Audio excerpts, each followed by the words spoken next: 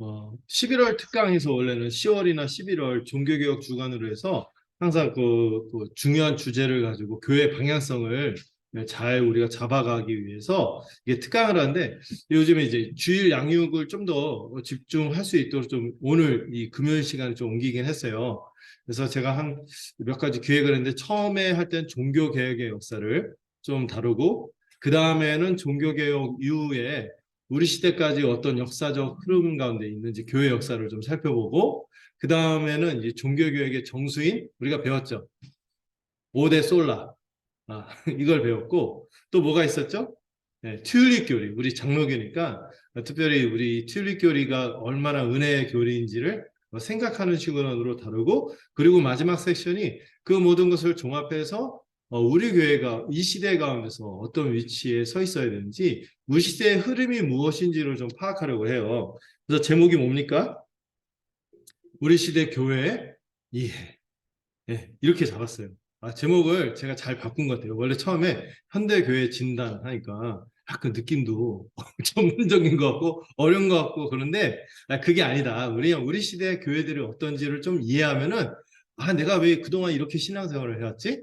내가 이런 부분에서 내가 복음을 알고 나니까 여러분들 좀 과거에 이게 신앙생활하고 이렇게 했던 것들이 좀 이해가 안 되잖아요. 왜 그런 식으로 신앙생활을 했고 교회는 그렇게 가르쳐 왔고 우리는 그냥 그게 맞는 듯이 생각하면서 했을까? 이런 부분에서 우리 시대 교회가 어떤 흐름 가운데 있기 때문에 우리가 그런 약간 어떤 거는 혜택도 입었지만 어떤 것들은 부정적인 영향을 받았구나. 이걸 좀 파악해 보려고 하는 시간을 가지려고 해요. 이렇게 하면은 좀 더 우리가 어떤 교회로 살아가야지가 좀 더 초점이 모아지고 마음도 모아지지 않을까 싶어요. 그래서 첫 번째 이 강의의 필요성이 우리 시대가 무엇인지, 교회들이 어떤 상황에 처했는지 좀 이해해야 되고요. 그 다음에 우리 시대 교회가 이렇게 흘러왔기 때문에 우리 다음 세대 또 시대의 흐름과 같이 연결해서 우리 다음 세대가 이런 식으로 생각을 갖고 있고 우리 이런 다음 세대들을 어떻게 도울 수 있을까 이런 고민을 좀 할 수 있도록 이 강의를 좀 해보려고 해요. 이런 거 알아서 뭐합니까? 성경과 복음만 알면 됐지. 맞긴 한데 근데 우리가요 약간 그 무풍지대 이런 데 있는 게 아니죠. 비무장지대 이런 게 있는 게 아니라 굉장히 지금 이미와 아직 가운데 있는 그런 가운데서 아직도 사단이 이 여러 가지 세상의 제도나 문화나 이 시대 풍조라고 했죠. 또 이런 불순종하는 어떤 그 사람들의 성향, 이 죄성하고 연결해서 안 좋은 흐름들을 만들어냈기 때문에 우리가 여기에서 완전히 순백의 사람으로 이렇게 살아가기가 쉽지 않은 거죠. 어느 정도 때가 묻어 있는 거예요. 그리고 이걸 비유적으로 제가 어항 속에 살고 있는 물고기처럼 이게 내가 이 공기가 없으면 우리가 죽잖아요. 이 공기가 당연히 둘러싸여 있는 것처럼 시대적인 어떤 생각들, 주류의 생각들 이런 것들은 이미 우리가 비판적으로 분별하기도 전에 우리가 이미 그런 거지 않겠어 하고 생각하는 은연중에 들어와 있는 것들이거든요. 이거를 여러 가지 세계관이나 가치관으로 이제 드러나기도 하죠. 이런 어항성 물고기처럼 우리가 이런 상황에 처했기 때문에 이런 분위기가 있구나 하는 것을 좀 생각한다면은 우리가 성경에서 제시하는 이 구원의 길과 교회로 복되게 살아가는 길을 잡는 데 있어서 헤매지 않고 방향을 잡을 수 있겠다는 생각이 들어요. 먼저 우리 교회가 어떤 상황에 처해 있는가 했을 때 첫 번째로 제가 생각하는 거는 제 생각인 것처럼 많아요. 저도 배워서 하는 거거든요.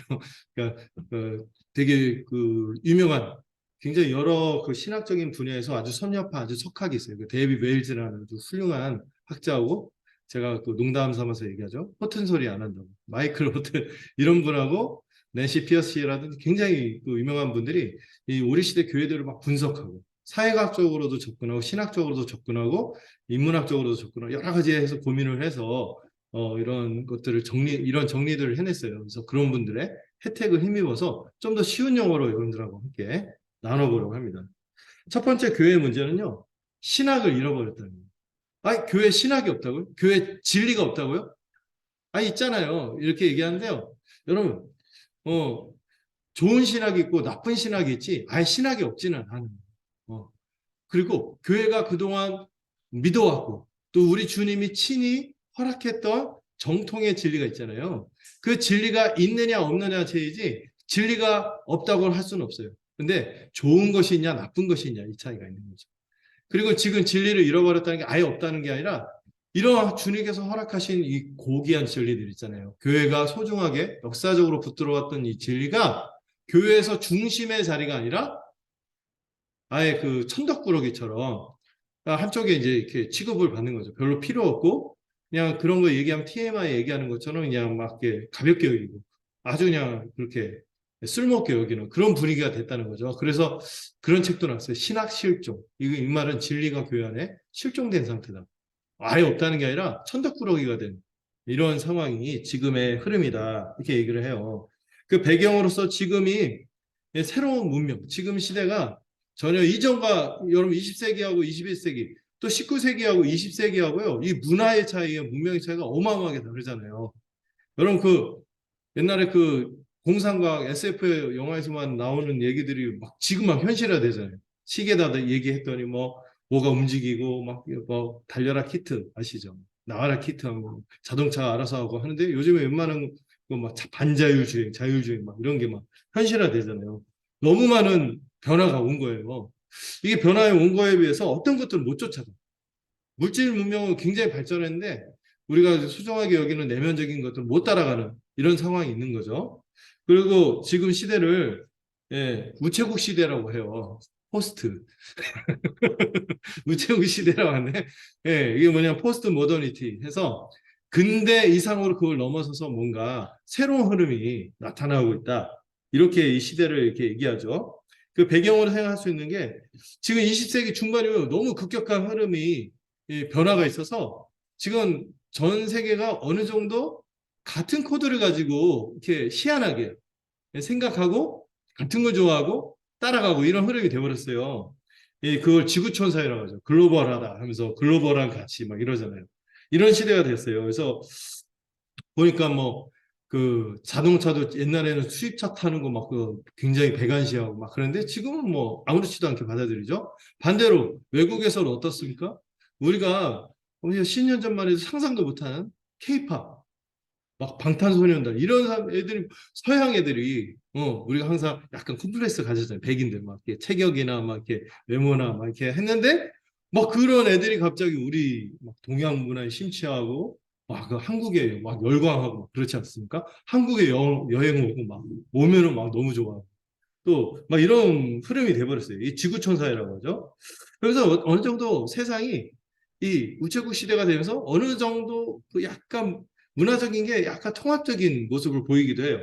그래서 정치적으로는 어디나 다 민주주의를 표방하죠. 심지어 저기 윗동네도 자기 뭐 한다고 그래요? 인민민주주의. 맞아요. 누가 봐도 독재인데, 족벌 완전히 완전히 무슨 체제죠? 족벌 세습 체제로서 하는데도 자기들은 민주주의네. 그런 가치를 막 소중하게 여긴대. 그리고 어디나 다 자본주의, 지금 막 아직도 공산주의, 사회주의 주장하는 사람 없죠? 실패한 거잖아요. 그래서 자본주의가 옳은 것이냐, 이거는 아니다 하면서 반성을 하지만, 그래도 자본주의 체제가 경제적으로 다 온 세상이 이게 당연한 흐름으로 받아들이고 있고, 또 모든 여러 어디 오지에도 다 핸드폰을 갖고 있잖아요. 네. 그렇죠. 네. 어떤 분이 막 처음 핸드폰 나왔을 때 그 어떤 산에 올라가서 나는 자연인이다 나오는 노인 같은 분한테 어떻게 이 문명의 이기를 소개해 줄까 했는데 그분이 갑자기 스마트폰을 꺼내고 막 배달을 시켜 먹고 막 하면서 막 격세지감을 느꼈다. 저 노인은 뭘 알까 했는데 스마트폰 꺼내갖고 막 얘기하고 이러는 거죠. 이 과학기술이 눈부시게 발전했고 사회는 지금 대부분 다 도시화되어서 약간 독특한 라이프 스타일을 견지하고 살아가고 있어요. 그러니까 이런 토양이 있는 거예요. 이런 토양에서 우리가 살아가고 있는데 이렇게 하다 보니까 이런 흐름 속에서 어떤 이 우체국 시대, 포스트 모던 시대의 특징이 뭐냐면은 어떤 객관적이고 절대적인 진리가 있다는 것을 인정하지 않으려고 합니다. 네. 네. 그리고 이런 가운데서 약간 기준을 잃어버리고 중심을 잃어버리다 보니까 막 너무 발전이 급격하게 진행되다 보니까 약간 방향성을 잃어버린 거죠. 나침반, 자기가 견지해야 될 가치를 계속 갖고 있는지 뭐든지 새롭게 바뀌어야 되고 이러니까 뭔가 오래도록 붙잡아야 되는 항구적이고 객관적이고 절대적인 이 진리에 대해서 그건 뭐 다시 생각해 볼 수 있는 거 아니야? 하면서 약간 부정하고 약간 권위를 약간 약화시키는 흐름이 생기는 거죠. 그래서 사람들이요, 이성적인 사고보다 이 우체국 시대의 특징은 이제 감성을 중요시한다, 그죠? 이성도 믿을 수 없다는 거예요, 지금 흐름은. 예. 그리고 어떤 권위도 다 비판합니다. 어떤 권위도 비판하는데 뭐만 최고의 권위예요? 자기 자신. 내게 좋은 것이 옳은 거예요. 내게 옳은 것이 옳은 거예요. 내 자신이 큰 최고의 권위가 돼버린 거예요. 그래서 이런 이 현대성, 포스트 모던이라고 하는 거는 가장 중요한 특징이 이 공적인 영역과 사적 영역을 분리하고 이 공적인 영역의 것들은 어느 정도 다들 공통적으로 인정하면서 그렇게 하지만 사적인 영역으로 분리한 것들은 아주 가벼이 여기는 거예요. 그래서 사람들이 이게 인위적인 구분이거든요. 공적이냐 사적이냐. 근데 공적인 영역에 있는 게 뭐냐? 이거는 객관의 영역이라고 생각하면서 이 세상 어떤 자본주의 구조라든지 일터라든지 어떤 과학이라든지 이런 것들은 공적인 영역으로 생각하는 거예요. 근데 사적인 영역은 약간 주관적인 영역으로서 어떤 개인의 생각이라든지 의견이라든지 가정이라든지 가정에서 벌어지는 가정 특유의 문화가 있을 거 아니에요. 분위기. 이런 것들은 사적인 거다. 그래서 집안일을 회사 일로 갖고 오지 마라. 막 이런 얘기를 하죠. 지금은 약간 이런 게서 막 저녁 있는 사람 해갖고 바뀌었지만은 막 이런 흐름이 있고 신앙 같은 경우는 공적인 데서 얘기할 수가 없어요. 미국 같은 경우는 그 옛날에 그 학교에서 기도하고 이런 것들 허용이 되는데 어느 순간 종교적 이런 얘기를 하더니 기도하는 거 금지시키고 어떤 공적인 데서 이제 신앙적인 거 하고 하는 거를 적절치 않고 굉장히 무례한 행위 받아들이는 그런 흐름이 지금 돼버린 거죠. 예. 그래서 대표적인 그 제가 인상적인 책을 읽다가 인상적인 부분이 이런 생각을 갖고 있는 거예요. 과학자, 이 과학의 영역을 다루고 있고 이런 사람들은 사실 팩트를 말하지만 목사 같은 종교인, 어떤 철학이나 어떤 종교인들은 이런 사람들은 뭘 말한다? 자기 개인의 의견을 말하는 것일 뿐이다 하면서 권위를 어떻게 생각하는 거예요? 과학자나 이런 공적 영역에 있는 사람들의 권위를 더 높게 생각하고 이런 사적 영역에 있는 것들은 아주 가볍게 생각하는 거죠. 음. 이런 흐름이 돼버린 거예요. 그리고 지금 시대의 어떤 분위기가 어떠냐? 인간관계나 그 사람들의 생각의 변화가 있는데 이 전통적인 공동체에 대한 가치가 붕괴됐어요. 여러분 옛날에는 직장에서 회식 문화 이런 거 있었는데 없죠 요즘에. 끝나면은 부장님이나 심지어 사장님이 야 오늘 끝나고 우리 밥 좀 먹을까? 아, 제가 선약이 있어서요. 딱 가버려요. 평생 직장 개념도 없고요. 근데 이 직장만 그런 게 아니라 가족에 대한 생각도 요즘에 붕괴됐어요. 보편적인 가정이라는 이 가치가 약간 이전하고 달라요. 전통적인 공동체로서 우리가 함께 어우러져가는 삶이라고 생각하고 소중하게 여겼던 것들이 약간 평가절하되는 거죠. 예. 그래서 이 사회를 비인격적인 대중사회, 예. 특정할 수 없는 어떤 대중이 만들어낸 흐름에서 막 쏠려나지만 우리가 소중하게 지켜왔던 그런 공동체나 이런 것들은 가벼이 여기는 흐름이 됐어요. 이걸 부추기는 게 온라인, SNS 이런 그리고 사람들의 관계가 굉장히 피상적인 관계죠. 실제로 깊이 있는 교제를 기대하기보다는 피상적인 관계를 누릴 뿐이에요. 이걸 이렇게 주도하는 것 중에 하나가 대중매체입니다. 대중매체, 매스미디어라고 하죠. 어떤 TV, 뭐 SNS, 뭐 여러 가지 뭐 그 특히 요즘에 애들 가장 영향을 끼치는 유튜브 뭐 이런 것들 있잖아요. 인스타그램 뭐 이런 것들 있잖아요. 이런 것들이 문화를 주도해요. 옛날 TV라고 해서 공영 채널 해갖고 뭘 보는 게 정해져 있었는데 그게 없죠. 선택의 자유가 펼쳐졌어요. 근데 뭐가 주로 이끄느냐? 사람들이 전체적으로 좀 혹하는 거 있잖아요. 공통분모를 갖고 있는 거, 가치를 있다고 생각하는 것들을 이 그때 사회 시스템을 이끌어가는 사람들이 그걸 만들어내면은 거의 끌려가는 거죠. 문제는 이 사회 시스템을 이끌어가는 게 기업이거나, 그러니까 돈 많이 벌 수 있도록 여러 사람들의 구매욕이나 어떤 문화를 막 만들어갖고 거기에 막 매몰되게 하는 거죠. 그래서 막 옛날에 10대 애들도 막 화장품들이 많이 개발이 되잖아요. 이런 것들도 하기까지 기업들이 10대들이 어떻게 이게 이런 새로운 시장을 할까 하면서 10대들한테 외모에 대한 환상을 심어주는 막 이런 저런 문화적인 장치들을 까는 거예요. 그러면 그런 흐름을 만들고 나서 시장을 만들고 화장품 딱 이렇게 하거나 이렇게 하면 와 하면서 끌려가는 거죠. 이미 이렇게 짜여놓은 어떤 흐름 가운데서 사람들이 그런 소비나 어떤 문화들이 만들어지고 이렇게 되는 거죠. 정치도 마찬가지죠. 정치도 이렇게 해갖고 요즘에는 여러분들 어떤 석학이나 이렇게 믿을 만한 어떤 권위를 갖고 있는 사람이 아니라 그냥 막 유튜브 나와서 누가 그냥 사람들 혹하는 그 언변 이런 것들을 가지고 막 가짜뉴스 얘기만 사람들이 와, 그게 맞는가비요 하면서 막 가잖아요. 이런 식으로 이런 대중매체가 어떤 권력의 중심으로 부각이 되고 그들이 사회 시스템을 운영하는 관리자가 되는 그런 흐름이 되었습니다. 특히 언론 권력도 마찬가지죠. 막 이런 것들이 막 그걸 만들어내는 거예요. 또 이 시대 분위기 자체가 또 뭐가 있냐면은 세속주의. 그래서 뭔가 영적인 거 있죠. 초월적인 질서. 이런 가치들은 그냥 다 사적인 거고 그래 알아서 하는 거고 왜 이런 것들을 가벼이 여기는 거예요. 세속적인 것들이 오히려 더뭐 이렇게 눈에 보이고 이런 것들이 아니라 눈에 보이지 않고 좀 항구적인 영원한 가치 이런 것들은 별로 이렇게 쓸모없는 거고 급하지 않은 거고 우선순위 없고 염두하지 않고 살아가는 거죠. 또 하나가 이제 다원주의. 예. 다원주의가 뭐예요? 각자가 옳다고 생각하는 대로 막 살아가는 거예요. 그러니까 자기 삶이나 어떤 세상을 바라보고 전체 삶을 이끌어갈 수 있는 자신 안에 해석할 수 있는 툴이라든지 어떤 굳건히 붙잡는 어떤 진리 같은 중심이 없는 거예요. 예, 중심이 없는 거죠. 예. 그래서 막 다원주의에 빠져서 사람들이 네가 믿는 진리는 그냥 네가 믿어. 나한테는 강요하지 마. 이런 식으로 살아가는 거예요. 예. 그래서 이러다 보니까 어떻게 해요? 종교가 사적 영역으로 갇혀서 문화의 중심에서 사라지고 이 사적 영역으로만 제한되는 거죠. 그래서 전에 이렇게 우리가 믿어왔던 특히 교회가 체감하는 게 뭐냐 이런 분위기가 있다 보니까 어떤 자기의 종교적인 신념, 신앙이라든지 이런 것들을 공적인 데서 표현하기가 어려운 시대를 살고 있는 거예요. 음. 그래서 어떤 우리가 믿어왔던 전통, 어떤 권위 여기에서 그 교회 다니는 사람들도 어떤 생각을 해요? 전통과 권위보다 내가 생각할 때 이게 괜찮은 것 같아 하면서 자아로 그 권위의 중심이 자아로 이동합니다. 예. 그래서 절대 진리는 부정하고 내가 경험했느냐 이게 되게 중요한 거죠. 그리고 취향과 선택의 문제로 이런 부분들 신앙의 영역을 생각하는 거예요. 예. 내가 경험하고 내 취향이 이게 맞아.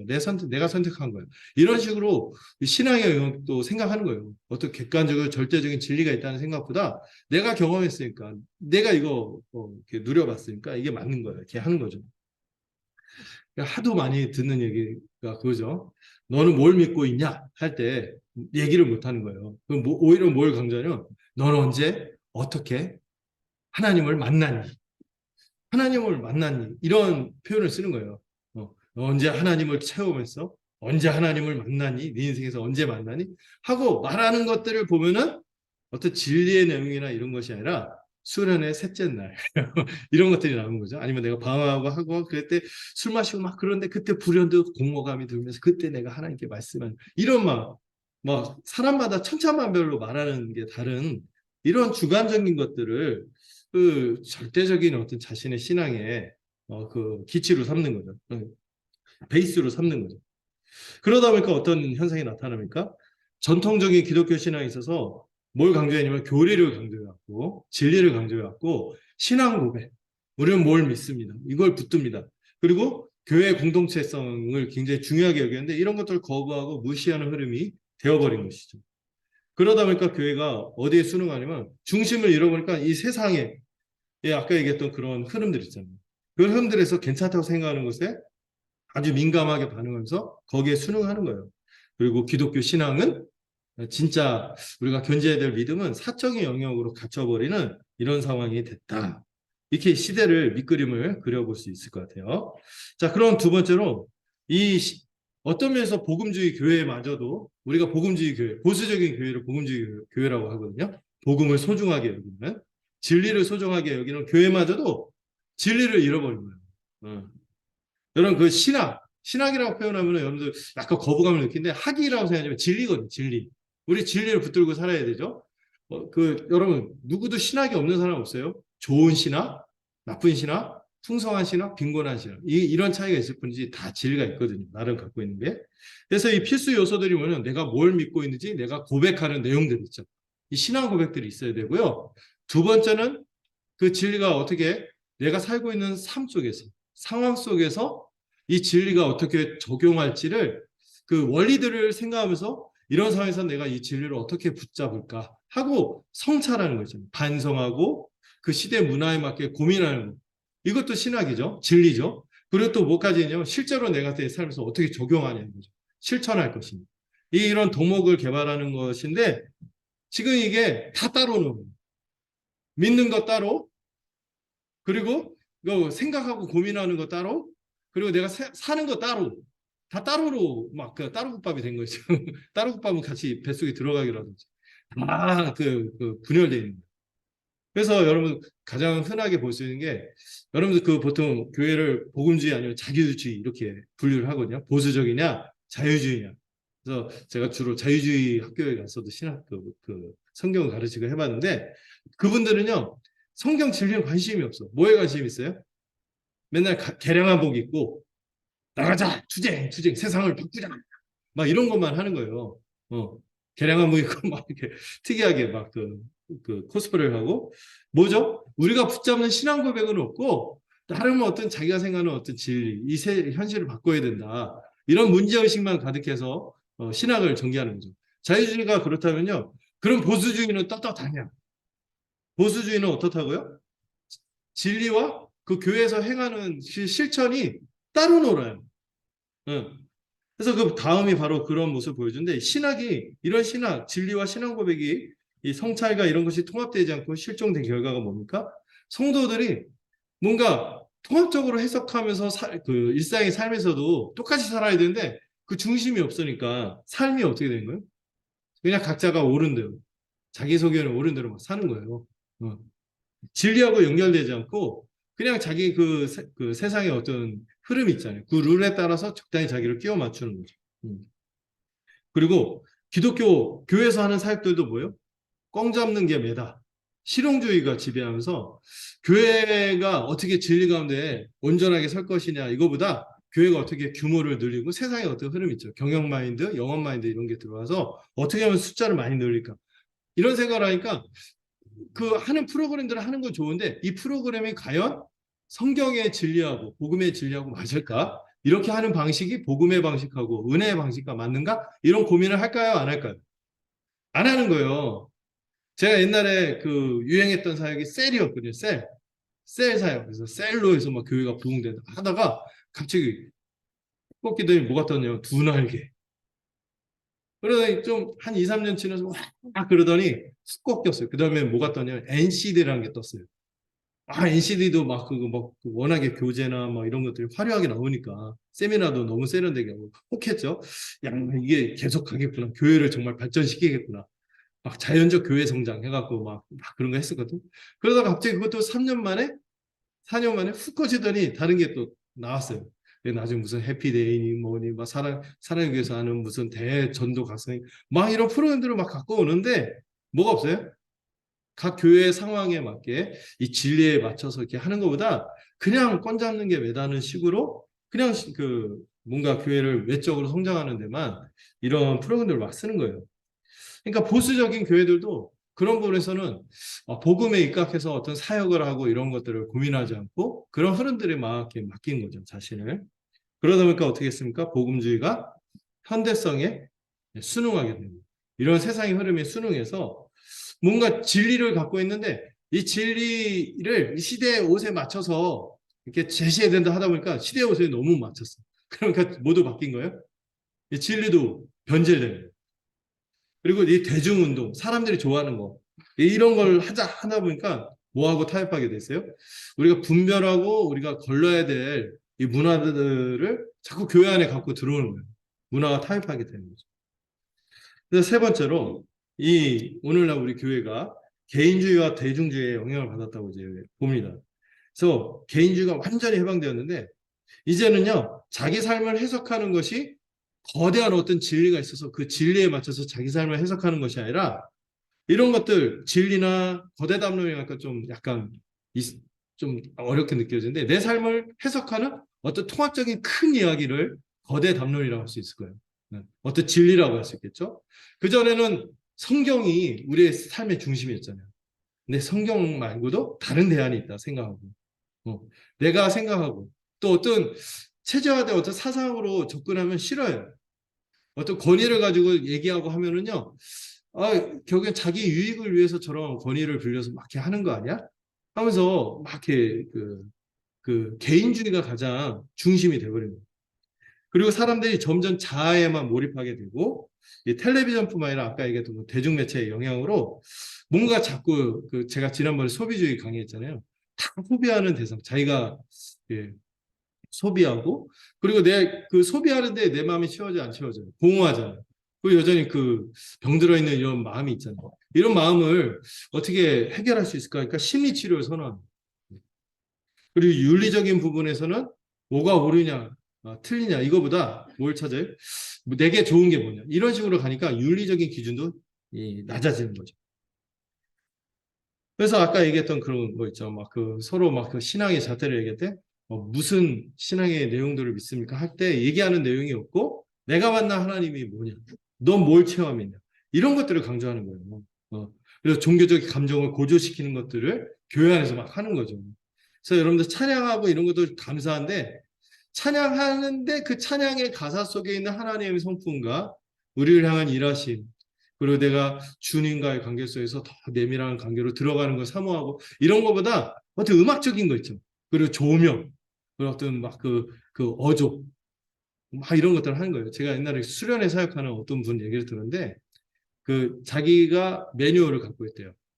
이렇게만 또 기도 인도나 찬양 인도를 하는 찬양 곡의 리스트가 있고 그 멘트를 치는 매뉴얼이 있는데 그렇게 하면은 30분 안에 애들 다 울린다는 거예요.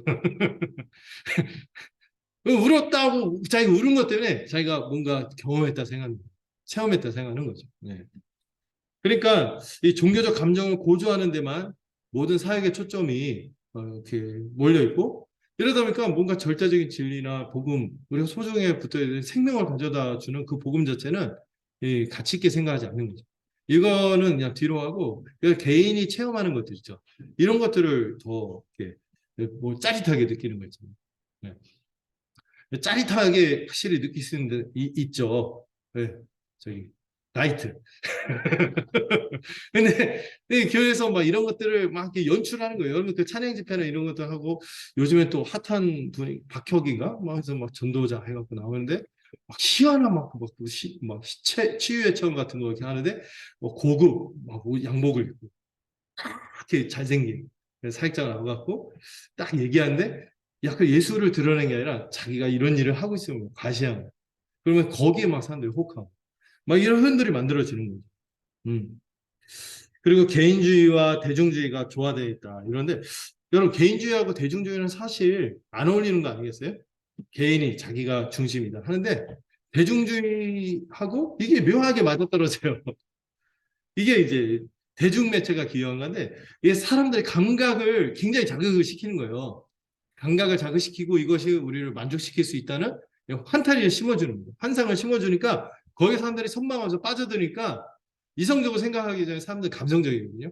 거기에 호흡해갖고 어떤 만들어내는 어떤 문화의 코드가 있어요. 옛날에 10대들 열광하게 했던 노스페이스. 좀 지나다 코로.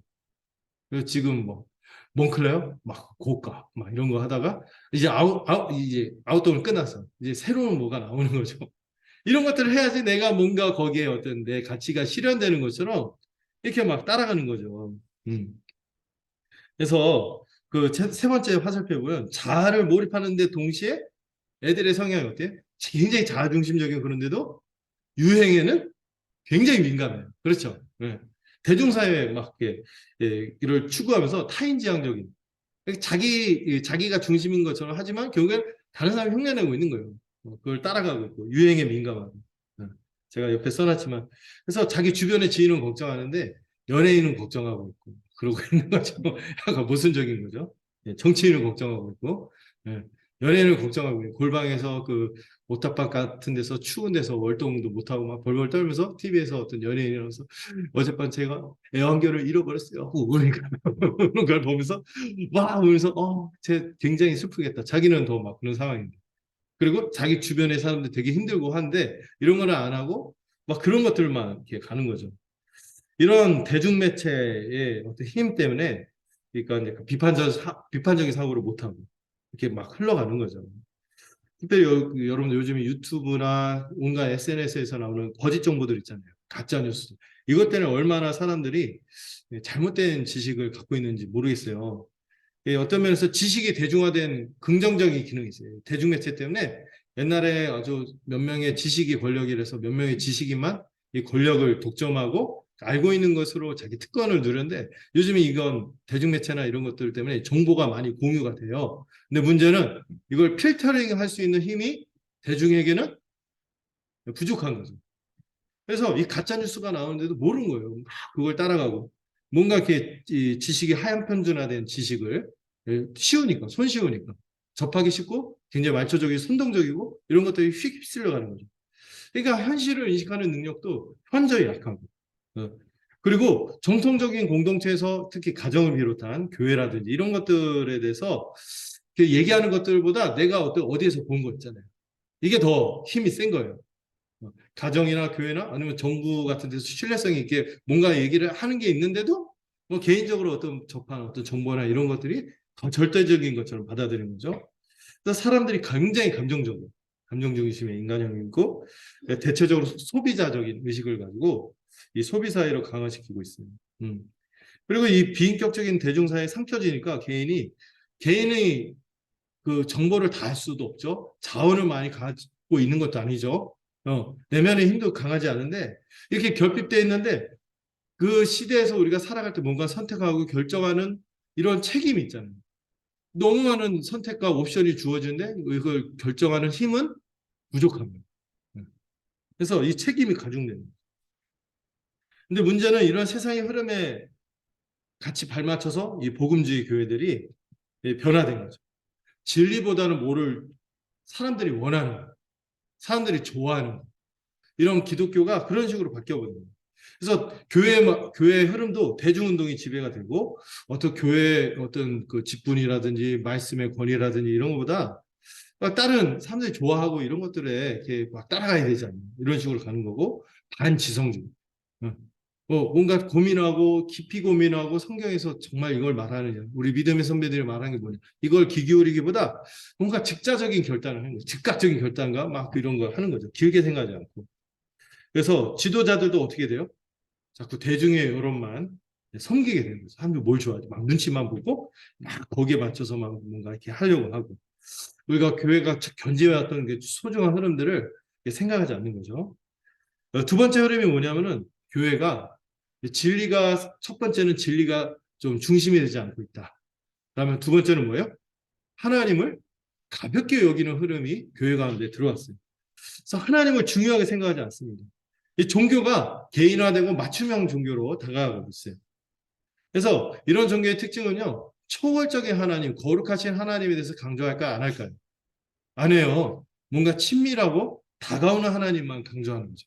그래서 이 내재성이 그런 거거든요. 친밀하고 우리 삶에 깊이 개입하고 하나하나 이렇게 살피시는. 물론 이것도 있지만 뭐를 생각하지 않고 하나님은 우리가 사람이 아니시잖아요. 하나님은 하나님이시고 우리를 뛰어넘으시는 존재이신데 이런 것들을 생각하지 않는 거예요. 이런 것들을 얘기하는 거를 불편하게 해요. 예. 그래서 신앙이 주관적이고 뭔가 우리의 불안한 자아를 꾸미는 수단으로서 종교를 삼는 것입니다. 신앙생활을 그렇게 하는 거죠. 그래서 교회 안의 지성인들도 그 교회 안에서 신학자라든지 뭐 이렇게 목회자라든지 이런 것 진리를 가르치는 사람들도 외부의 어떤 절대적이고 객관적인 권위 이런 것들을 얘기하는 걸 자신 없어. 어. 그것도 각 사람이 우리 느끼는 게 맞는 것 같습니다. 이런 식으로 편들어주고 개인의 권위를 더 존중하는 식으로 가는 거죠. 그래서 그 믿고 있는 신앙 고백이나 어떤 진리나 이런 것들이 사적 영역으로 후퇴돼 버렸습니다. 그래서 첫 번째, 이 성경에서는 이 하나님의 거룩하심을 먼저 얘기하고 있다는 거 우리가 주목해야 돼요. 초월성. 하나님의 초월성과 이 내재성이 균형 있게 성경은 제시하고 있거든요. 성경에서는요, 여러분 창세기 1장, 2장 기억나시죠? 창세기 1장에서 하나님은 어떻게 고백하죠? 엘로힘, 전능하신 창조주 하나님. 근데 그 창조를 어떻게 해요? 말씀으로만. 말씀으로만 하시는 굉장히 거룩하시고 전능하신 엘로힘 하나님으로 계시하는데 이 장에서는 여호와 하나님으로 계시하면서 그 하나님 어때요? 인간 삶에 깊이 들어오셔서 마치 동산제기처럼 한 살 한 살은 흙으로 막 조물딱 사부작 사부작 해갖고 막 코에다 생기도 직접 불어넣으시고 동산을 만들고 막 직접 막 뭐죠? 뱃수로 파듯이 강 막 파갖고 막 풍요하게 살도록 하고 막 환경을 조성하고 막 하고 너무 좋아하시고 물론 일장에서도 좋아하시는데 일장에서 하나님 말씀으로 하고 약간 초월의 하나님 이렇게 하는데 2장에서 그런 하나님을 얘기하거든요. 이 독특하게 성경에 나타난 하나님은 이 두 가지 요소를 다 갖고 있어요. 초월의 하나님, 내재의 하나님. 이런 하나님은 균형 있게 얘기하는 거예요. 성경이 그걸 증언하죠. 삼위 하나님 자체도 그러잖아요. 성부 하나님이 저 거룩한 하나님이어서 자기 아들까지 내어주시는 그런 아버지시고 또 그리스도도 우리를 구원하시러 오신 분이지만 언젠가 다시 오실 때 심판하시고 공의로 거룩하게 심판하시는 또 우리가 두려워할 만한 그런 주님이기도 하고 성령 하나님도 우리 가운데 역사서 친밀하게 역사하시고 하지만 성령의 이 교통과 역사로 그 심판할 것들은 또 심판하시고 이 양면성을 다 갖고 있단 말이죠.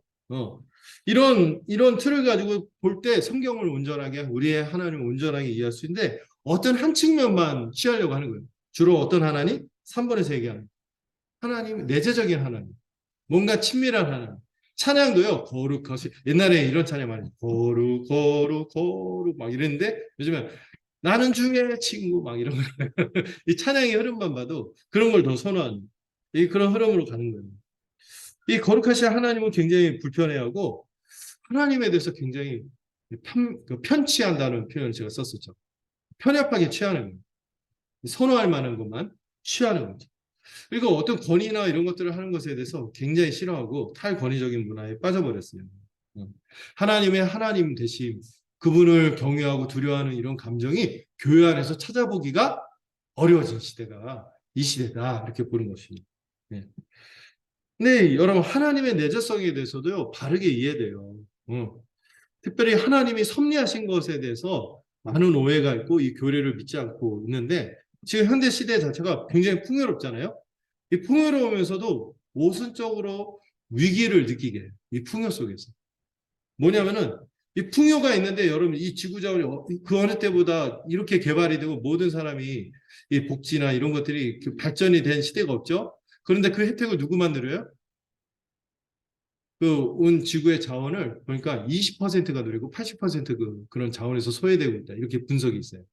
여기 이런 분배 불균형의 문제가 있는 것이죠. 그 다음에 기술 문명이요. 여러분들 얼마 전에 이세돌을 AI가 이겼을 때만 해도 와 신기하다. 옛날에 체스 1990년대인가 체스 챔피언을 AI가 이겼을 때만 해도 와 컴퓨터가 많이 발전하구나 했더니 지금 막 이세돌을 이긴 정도가 아니라 지금 뭐가 나오죠? 딥페이크. 뭐 정말 완전히 사람하고 똑같은 사람이 나와서 무슨 얘기를 하는데 그 사람인 줄 알았더니 가짜로 만든 영상. 이걸로 막 그 사람이 마치 한 것처럼 위조해서 막 꾸며내는 일들이 지금 막 현실화돼서 나타나잖아요. 그러니까 뭐 나와도 믿을 수가 없어요, 지금. 그런 통제가 안 되는 이 기술 문명의 발전이 약간 두려움을 일으키는 거죠. 이런 세상에서 과연 하나님은 여전히 통치하시는 거, 섭리하시는가? 여기에 대한 의문이 막 생긴다는 거죠. 그리고 매스미디어 때문에 여러분들 온종일 보면은 좋은 것만 보는 게 아니잖아요. 거대한 전쟁이라든지 부패라든지 막 이런 것들을 계속 마주하니까 굉장히 불안감을 줘서 믿을 게 없는 세상입니다. 이렇게 하니까 하나님이 우리 아버지가 되시며 돌보신다. 여기에 대한 감각이 좀 위축되는. 그리고 온갖 사회 막 이런 거 보고 막 사회 불안 요소들을 막 자꾸 보여주고 하니까 내 삶이 그냥 이런 내 개인의 의지와 노력과 상관없이 그냥 이지러질 것 같은 두려움 이런 거 있잖아요. 이런 게 막 막연히 오는 거죠. 그러니까 하나님의 섭리하심에 대해서 약간 믿지 못하게 하는 이런 것들이 생기는 거죠.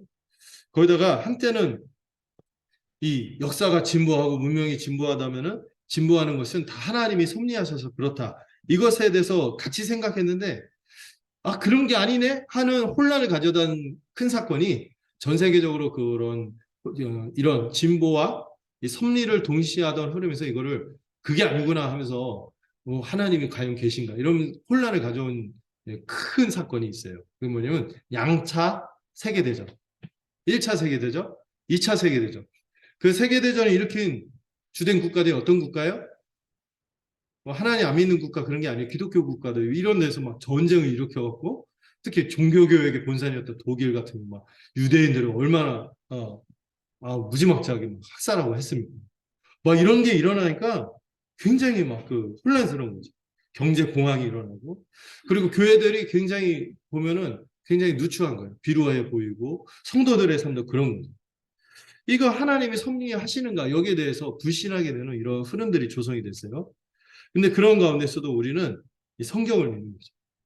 여전히 그리스도께서 만물을 통일하시며 만물의 주가 되심을 믿고 우리는 이 자연의 현상을 하나님의 보편적인 섭리가 있어서 여전히 이 세상을 붙드시고 보존하시고 통치하고 있음을 믿고 또 이 역사 속에서 성경에 나타난 이 구원 역사를 통해서도 우리가 일반 역사 속에서도 하나님의 구원 섭리가 나타나고 있다는 것을 우리가 적용해서 믿는 거죠. 이거를 우리가 붙들고 있는 거죠. 이런 흐름들 중에서 우리가 이런 것들을 붙들고 나가는 거예요. 그리고 무엇보다도 그 핵심과 중심에 뭐가 있습니까? 복음입니다. 그리스도의 십자가가 있어서 하나님께서 여전히 이 세상을 섭리하고 계십니다. 이 세상을 구원하시고 창조하신 그 세상을 포기하지 않으시고 섭리하시고 붙들고 계시며 언젠가 회복하실 것이다. 이걸 강렬하게 보여준 사건이 뭐예요? 십자가예요, 십자가.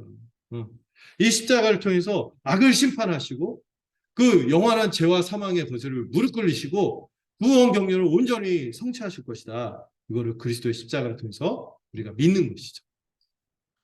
이 섭리에 대해서 그러면 우리가 이걸 믿고 살아야 되는데 요즘 이 시대 교회가 어떻게 반응하느냐? 이 복음과 교회를 배제해버려요.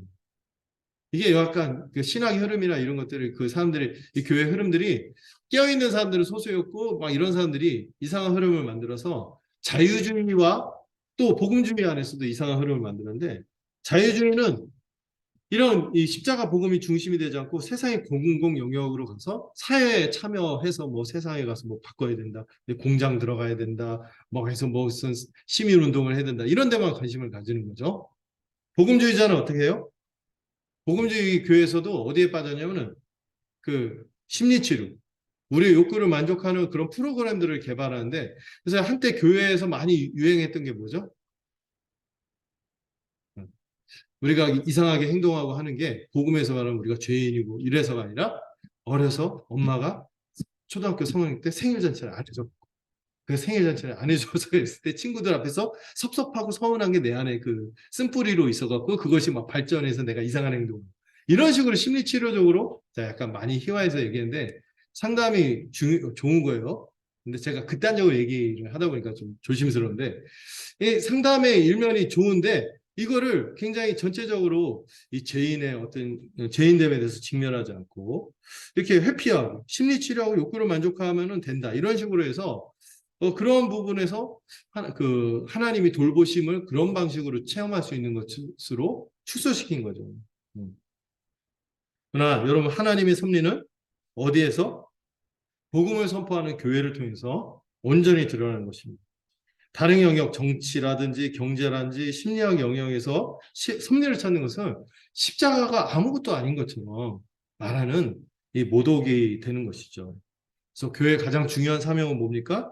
가장 확실한 토대이자 분명히 드러난 이 십자가 복음의 메시지를 전할 때 온전한 변화가 개인의 변화뿐만 아니라 세상의 변화도 일어난다는 이 근본의 믿음을 확인해야 되는 것이죠. 확신해야 되는 거죠. 하나님 나라가 이미 임했고요. 십자가로 인해서 놀라운 변화가 일어나고 있고 지금도 일어나고 있고 또 주님이 역사의 끝에서 재림의 시간에 이 모든 것을 완성하시고 심판하실 것을 믿는 것을 선포할 때 진정한 변화가 있다는 것을 교회가 믿어야지 지금까지 제가 설명했던 이 현대 이런저런 복잡 다단하고 이런 흐름에 우리가 휩쓸린다면 복음도 잃어버리고 교회도 잃어버린다면 우리는 진짜 아무것도 없는 것이죠. 이거를 다시 복구해야 된다는 것을 생각하면서 잠시 쉬었다가 가도록 하겠습니다.